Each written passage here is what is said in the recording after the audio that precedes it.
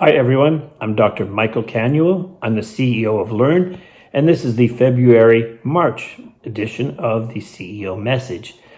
Again, as you can probably tell, I was planning on doing this message outside in the fresh air, benefiting from a little bit of natural light. However, it's minus 19 outside and a little wind chill factor that brings it to around minus 30. So I chickened out and here I am. A few things to talk about. First of all, February is Black History Month. I hope that you'll take the time to look into the contributions that our Black community has made to Canadian society and to the world over the years. This is an area of history that has been neglected and I think is very much worthwhile taking a look at and coming to appreciate their contributions. February 17th is a random act of kindness day, and I hope that you will put it into your agenda and think about what you can do to make that day special for someone.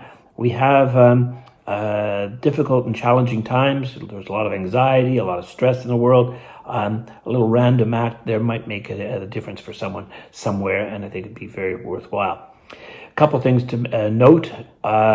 On the 18th of February, we started our RSC series given by members of our pedagogical services team, so check that out. We also have two parenting in the pandemic sessions, webinars coming up. Take a look at our website, www.learnquebec.ca, and you'll get an idea as to what the dates and the times are for those.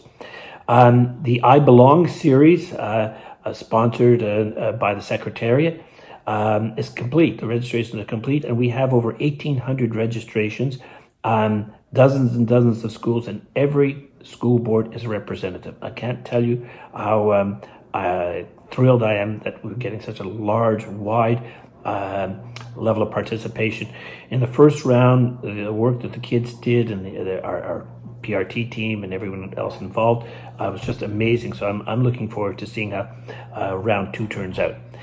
Our tutorials continue to be a massive success. We are averaging over 1,000 sessions a week. We do apologize for some of the delays at the elementary school level.